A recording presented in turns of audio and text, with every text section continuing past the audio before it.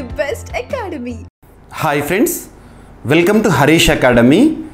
ఈరోజు వార్తలు నిలిచిన జాతీయ అంతర్జాతీయ రాష్ట్రీయ అంశాల గురించి, వార్తలు నిలిచిన వ్యక్తులు, అవార్డులు, పుస్తకాలు, మరి క్రీడా సంబంధిత సమాచారం, ఒక్కొక్క అంశాన్ని వివరంగా తెలుసుకుందాం.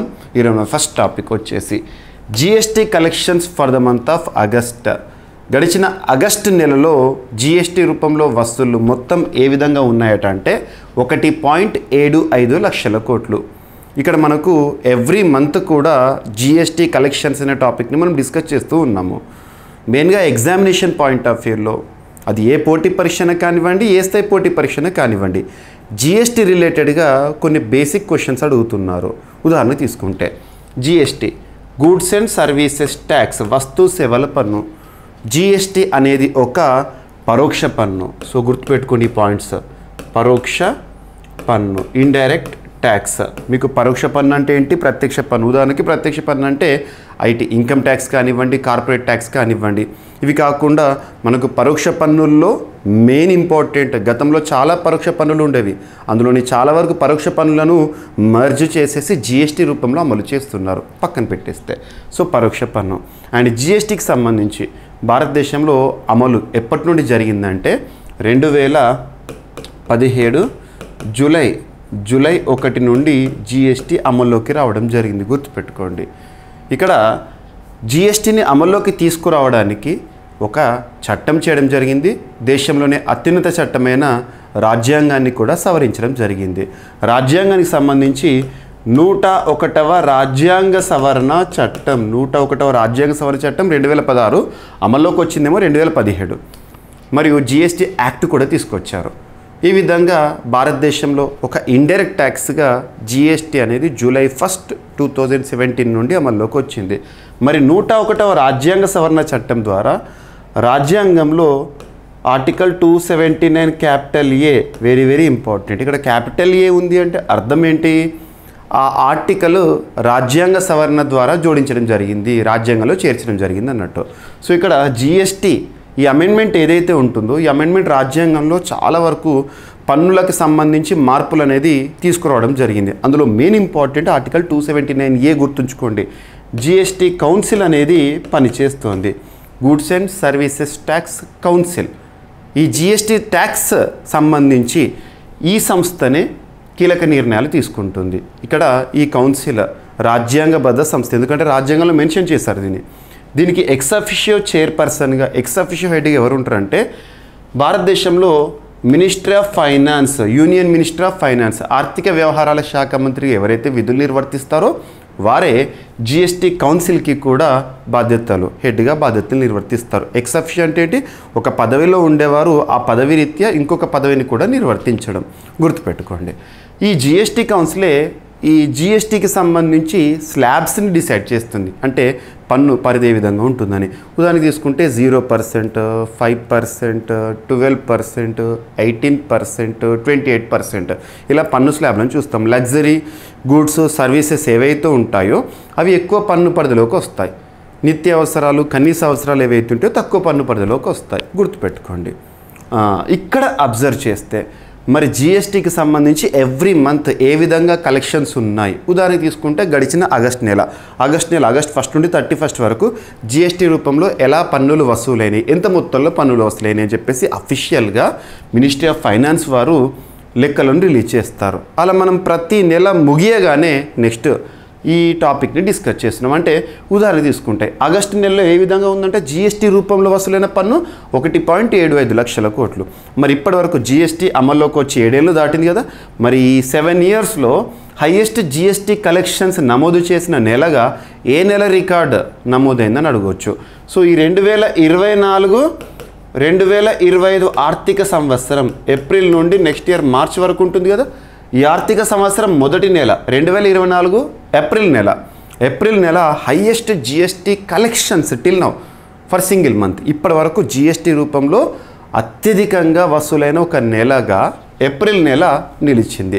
దాదాపు 2.1 lakh crores. గుర్తుపెట్టుకోండి, గతంలో 2023 ఏప్రిల్ 1.87 lakh crores అలా ఉండేది. సో ఎప్పుడైనా గుర్తుంచుకోండి, ఎకానమీలో స్టాట్స్ గణాంకాలు ఏవైతే ఉంటాయో మారుతూ ఉంటాయి. They are always volatile, change అవుతూ ఉంటాయి. వాటిని మనం గమనించాలి. ఓకేనా. సో ఈ విధంగా జిఎస్టీకి సంబంధించి ఇక మీకు జిఎస్టీకి సంబంధించి కంప్లీట్గా మీకు జిఎస్టీ పితామహుడు అని ఎవరు పిలుస్తారు, జిఎస్టీ ఏ ప్రభుత్వం తీసుకొచ్చింది, మొదటిసారి జిఎస్టీ ఆలోచన ఏంది, దానిపైన కమిటీలు కానివ్వండి, ఇవన్నీ కూడా మీకు నేను ఇన్ డీటెయిల్గా CA 360లో చెప్పాను. మన కరెంట్ అఫైర్స్ పాయింట్ ఆఫ్ వ్యూలో ఈ టాపిక్ డిస్కస్ చేస్తే సరిపోతుంది, బట్ ఈ ఎక్స్ట్రా ఇన్ఫర్మేషన్ కూడా మీకు ఇస్తున్నాను ఎందుకంటే ఎగ్జామినేషన్లో అడుగుతున్నారు కాబట్టి. ఓకేనా. ఈ విధంగా ప్రతి ఒక్క టాపిక్ కూడా సబ్జెక్ట్కి లింక్ చేస్తూ చదివారనుకోండి, ఏ పోటీ పరీక్ష అయినా ఏ స్థాయి పోటీ పరీక్ష అయినా విజయం మీ వంతు అవుతుంది. అండ్ CA 360 కోర్స్ పైన అభ్యర్థులు చాలామంది ఆఫర్స్ అడుగుతున్నారు. సో అభ్యర్థులు ఇప్పటి వరకు మన app GVK study circle app install చేసుకొని వారు ఎవరైనా ఉంటే ఈరోజే ఇన్స్టాల్ చేసుకోండి. అందులో నేను CA 360 కోర్స్ కానివ్వండి, అన్ని కోర్సులు కూడా చాలా వరకు కోర్సెస్ తీసుకొచ్చాను. అభ్యర్థులకు మ్యాక్సిమం బెనిఫిట్ చేసే ఉద్దేశంలో భాగంగా ఆ కోర్సులు అన్నిటిపైన కూడా మీకు భారీ ఆఫర్స్ అనేవి ప్రకటించడం జరిగింది. సెప్టెంబర్ 3వ తేదీ అంటే రేపటి నుండి సెప్టెంబర్ 3rd నుండి ఈ ఆఫర్స్ అనేవి స్టార్ట్ అవుతాయి. సెప్టెంబర్ 3rd మార్నింగ్ 6 o'clock నుండి ఆఫర్స్ ఉంటాయి. వెరీ లిమిటెడ్ ఆఫర్స్గా ఇవ్వడం జరుగుతుంది, అభ్యర్థులు వినియోగించుకోండి. ఓకేనా.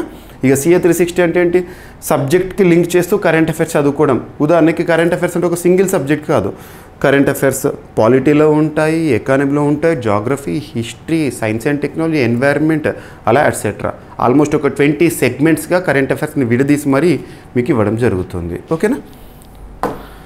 Next WWF world wide fund for nature announcement చేశారు. వల్చర్ కౌంట్, రాబందుల గణన, వల్చర్ కౌంట్ మీ అందరికీ తెలుసు. గతంలో చాలాసార్లు పోటీ పరీక్షలో ఒక క్వశ్చన్ అడిగేవాళ్ళు, 10ల సంఖ్యలో ప్రశ్న అడిగారు, అది రెగ్యులర్ రిపీట్ అయింది. భారతదేశంలో రాబందుల జనాభా అంతరించిపోవడానికి కారణమైన డ్రగ్ లేదా రసాయనం ఏది అని చెప్పేసేసి డైక్లోఫినాక్ సోడియం, డైక్లోఫినాక్ సోడియం గుర్తుంచుకోండి, డైక్లోఫినాక్ సోడియం. మరి దీని కారణంగానే భారతదేశంలో రాబందుల జనాభా అంతరించిపోయింది. ఇక్కడ అబ్జర్వ్ చేస్తే అది ఒక అనాల్జెసిక్ పెయిన్ కిల్లర్. పక్కన పెడితే భారతదేశంలో రాబందుల జనాభా భారతదేశంలో ప్రపంచం మొత్తం కూడా అంతరించిపోతుంది. మరి ఇటువంటి పరిస్థితుల్లో ఏ విధంగా వల్చర్స్ ఉన్నాయి, ఎన్ని ఉన్నాయి, ఇంకా మిగిలిపోయిన ఎన్ని ఉన్నాయి అని చెప్పేసి వల్చర్ కౌంట్ చేస్తూ ఉంటాం. అలా భారతదేశానికి సంబంధించి world wide fund for nature వారు వల్చర్ కౌంట్ని నిర్వహించబోతున్నారంట. ఈ సెప్టెంబర్ మంత్ 7th నుండి అక్టోబర్ 6th వరకు ఆల్మోస్ట్ 1 month పాటు ఏ విధంగా వల్చర్స్ ఉన్నాయి భారతదేశంలో అని చెప్పేసి కౌంట్ చేయబోతున్నారు. గుర్తుపెట్టుకోండి. సో ఆ రిపోర్ట్ వచ్చిన తర్వాత ఎన్ని ఉన్నాయి, ఎక్కడ ఉన్నాయి, ఎలా ఉన్నాయని చెప్పేసి మనం చూస్తాం కదా, ఆ రిపోర్ట్ గురించి మళ్ళీ మనం డిస్కస్ చేయాల్సి ఉంటుంది. అండ్ సో రీసెంట్గా ఓరోపౌచ్ వైరస్ అనేది వార్తలకు వచ్చింది. ఓరోపౌచ్ వైరస్ ఇది రీసెంట్ ఏం కాదు, గత కొన్ని నెలలుగా వార్తలు చూస్తున్నాం. కాకపోతే విజృంభిస్తోంది, అవుట్బ్రేక్ అనేది హెవీగా ఉంది. ముఖ్యంగా ఏ ప్రాంతంలో అంటే ఉదాహరణ తీసుకుంటే గడిచిన ఆగస్టు నెలలోనే దాదాపు 8,000 కేసులు నమోదైనట సౌత్ అమెరికా కాంటినెంట్లో.